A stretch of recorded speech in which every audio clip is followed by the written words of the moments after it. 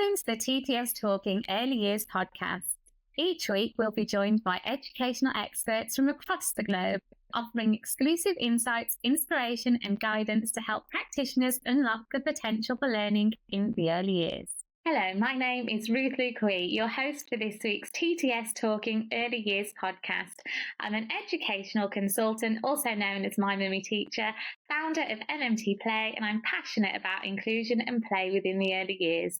Throughout this series, we'll be discussing a range of topics aimed at supporting SEN in the early years, inspiring you with guidance and resources to enhance your practice. I'm delighted to introduce Professor David Daley as today's guest. Welcome to the podcast, David. How are you? I'm fine, and it's nice to be back. Thank you. Absolutely. I can't believe it's our last episode. It seems such a shame, but we're going to have a great discussion. I know we are. Just in case anybody's not sure, please could you just give our listeners a little introduction? Of course. Hello, I'm Professor David Daley. I'm Professor of Psychological Intervention and Knowledge Exchange and Head of Applied Psychological Practice at Nottingham Trent University. I'm a psychologist by training and have devoted a lot of my academic career to working with children in the preschool period, so getting them ready to come to you in early years. Amazing. The best time, the best period. I would personally say I am biased to study, of course. So to round up our fourth and final episode together, we're going to focus on reinforcing positive behaviours and helping our young children and pupils develop those long-term skills. Now, the first one that we're going to speak about is positive reinforcement strategies. So we're talking about things like praise, rewards, token exchange strategies like sticker charts. I know that's something in particular that you are quite passionate about. So I'm just going to hand over to you. Tell me about them. Well, obviously, as a psychologist, I'm very much interested in reward and reinforcement, and I'm interested in that because there are, possibly 40 or 50,000 academic papers that show that we as human beings respond to the principles of reward and reinforcement. And we also respond to the principles of punishment, but we respond to reward and punishment in very different ways. And in the early years environment, we really don't want there to be punishment. We want them to be reward. And so I think early years practitioners are actually probably quite good at already praising children for effort. But there are a number of ways in which you can perhaps improve the way that you provide praise for children under your care. The first thing I'd recommend is to make sure that you use labeled praise. So if you say, Johnny, that was great, they may look at you confused. They're pleased that you're pleased, but they're only 4 or 5. So they may be also totally confused about what it is that they did that you're praising them for. So it might be, well done, you've done really good, at forming the letters that you're writing. It's really good that you've hung up your coat on your peg, or you're doing really good sitting still in your chair, or it's really good that you've contributed to your group. Whatever it is that you're praising the child for, label it. Just make it really clear what it is that you're praising. The principle here is that the things that you praise are the things that you will see more of in that child in the future. So if you use unlabeled praise, and there's ambiguity about what it is that you were pleased about, you may end up seeing the child doing more of behaviors you didn't want to see because they're confused about what they've been praised for. So labeled praise, very easy to do, but very important. The other thing is that a lot of SEND children don't get a lot of praise, and they quite often need even more praise than non-SEND children to be able to engage in the same behaviors. And so in addition to praising the child directly, I would encourage that teachers and classroom assistants use a technique that we call earshotting. And so earshotting is where you make sure that the child is able to hear you and that you praise the child for something else. So if, say, for instance, the child has drawn a really good picture, and you might say, wow, that's a really great picture. So you've praised the child for the picture, but this is a SEND child. Drawing that picture was really quite a lot of effort. You'd like to praise them more. Then when you're, showing the picture to your classroom assistant, you might say, look, Miss Roberts, look at this great picture that he did. And so now the child gets praised more than once. And it could even be that when you're doing the handover to the parent or grandparent or carer at the end of the day, you could have another go at earshotting. You could say he's had a really great day and he drew a fabulous picture. And so now the child is getting multiple opportunities for praise. And remember, because lots of SEND children have behavior problems, they usually behave less often in ways in which we could naturally praise them. So earshotting is really, really important. The other thing that is really crucial is about using what we call token economies. So these are reward charts or sticker charts. And a lot of early years practitioners tell me that they have stopped using reward charts because they don't work. And I quite often like to remind them that the principles that govern reward charts are used on us every day. So every time you go to a particular high street supermarket to do your shopping so that you can collect points, or you go to a particular petrol station to collect points, or you fly a favorite airline to collect points, you're basically engaging in an adult version of a sticker chart. Mm-hmm. And all of those companies use those techniques because they work. So if you're an early years practitioner and you want to get a reward chart working for a SEND child in your care, you really just need to follow the same principles that those petrol companies, supermarkets, and airlines use. And the first thing is that the behavior that you wish to use the reward chart for needs to be explicit. So for that supermarket, it's not go and spend your money and we'll give you points. It's come and spend your money with us and you get your points. So likewise, if you want to have a behavior chart, it needs to be really explicit. I'm a 52-year-old academic professor. I'm not capable of being good all day long. Mm-hmm. So even for me, the reward chart needs to be explicit. So it might be about sitting in your chair. It might be about putting your hand up before you ask a question. It could be lots of different things, but the first thing is it must be explicit. So it must be obvious to the child what's expected of them, and it must be something that's very easy for the teacher or classroom assistant to notice whether they've done it or not and to be able to reward it. The second thing about reward charts is that they need to be time limited. And, in the early years, we're talking about children with very poor attention spans, children who get upset very easily. They can't wait until July, the end of year, for their reward. So we would normally encourage you to use a reward chart within 1 week of a classroom. So you started on a Monday, and the intention is that the child tries very hard to engage in the behavior for a maximum of 1 week, and they get multiple opportunities to get stars, and then they get the reward at the end of the week. The third principle is that the reward needs to be a reward. It needs to be something the child actually wants. So we're not going to shop in that supermarket if they're not going to give us money off vouchers that we can spend at Christmas time, or in the airline sense, they'll give us points that we can use to get cheaper flights.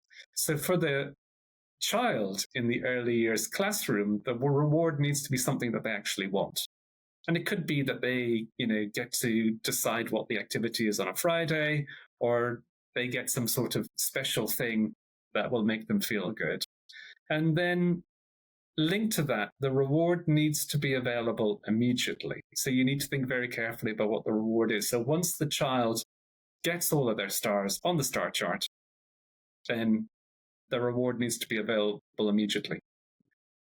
Children are going to be very disappointed if they engage in the behaviors, they follow your rules, they get all of their stars on the star chart, and then they have to wait till next week for the reward. That's actually not rewarding. Mm-hmm. And the last thing, and this is possibly the most important, if the child engages in the behavior, they have to get the star on their star chart. So if it's been about putting their hand up, to ask a question, if they put their hand up all day in the classroom, then they get the star on their star chart. It doesn't matter if they also behaved appallingly in other ways, if they got into a fight in the playground, and if they were interfering with the child sat next to them, and if they were doing other things, if they followed the rules of the reward chart, they must get the reward. They may also get a sanction for their other behaviors. They may even get a visit to the head teacher. But they must get the rewards. And one of the things that certainly parents and sometimes early years practitioners, one of the mistakes that they make is they say, no, you can't have that today because you behaved terribly. But that's not the rules. The rules was you engage in the behavior, you get the star. And so it's very confusing for children if practitioners start changing the rules. Mm-hmm. And so they must keep it very clear. You must say, well done for putting your hand up. I'm going to give you a star. But all that other behavior, that's really not good enough. And, we need to have some other way of managing that and to keep them very simple. It's very separate. And if you follow those very simple rules, I can pretty much guarantee you that reward charts will work for children in early years. Yeah, I think that the key sort of word to summarise all of that up is that consistency. Number one, making sure it's consistent, like you're saying, it's followed through. And that particularly for our SEND children, like you said, it's so specific that we've really stripped it back. We've looked, what is that small, tiny step of progress that we want this child to be able to achieve? And we're honing in and we're really focusing on that. We're really praising that. And we're looking for that and we're identifying it as much as we possibly can and recognising that.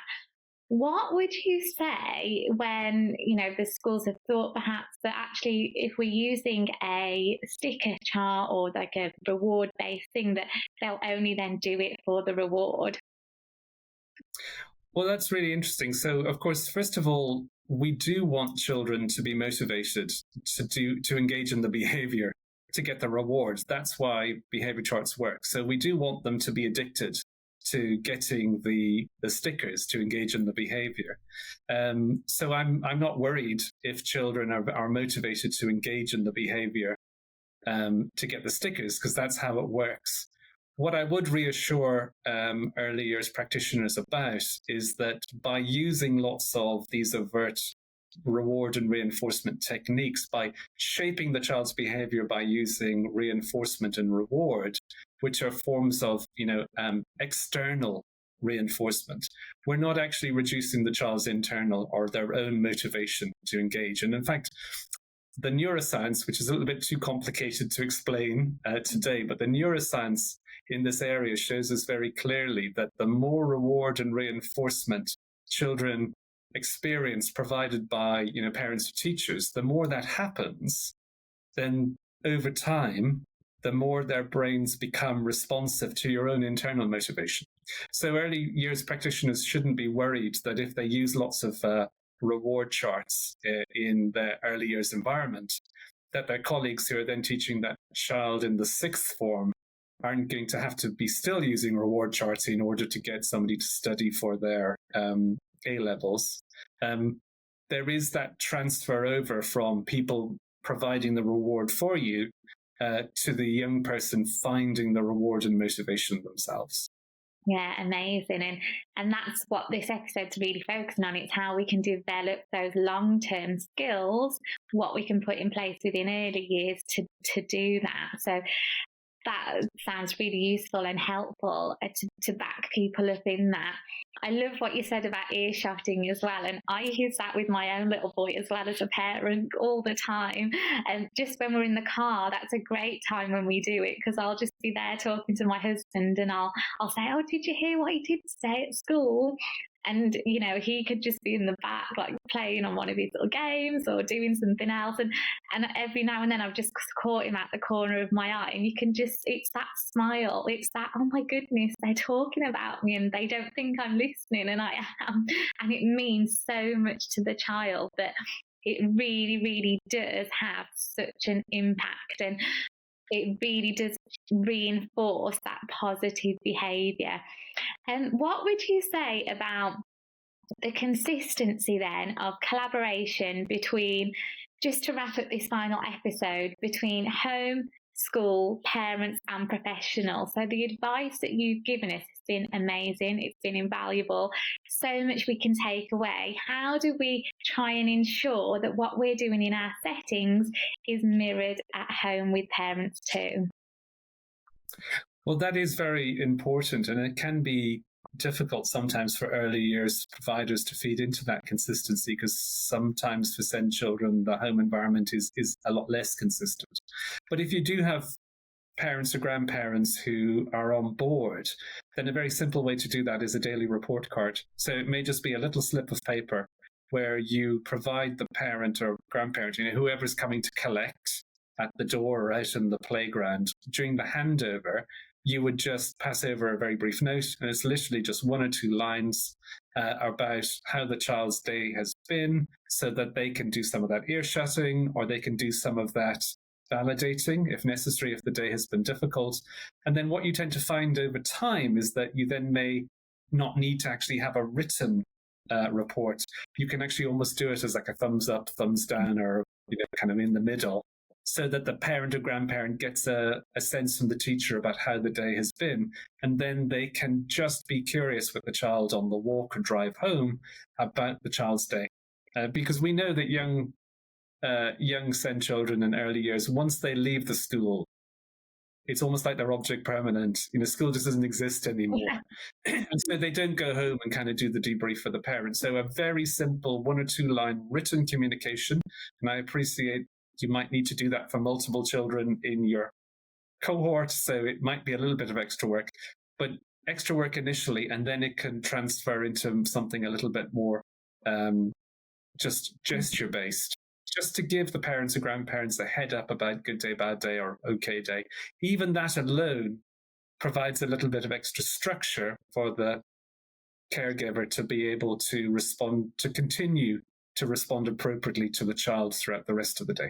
Yeah, absolutely. Great advice there. Thank you ever so much for that. And I've loved having you on the podcast. I think we could have spoken for hours and hours and hours, but it's been wonderful. You've given us so many great points to think about and take away today.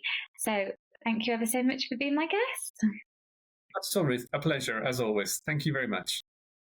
I'd like to say a huge thank you to our guest, David, for joining us and providing such valuable insights.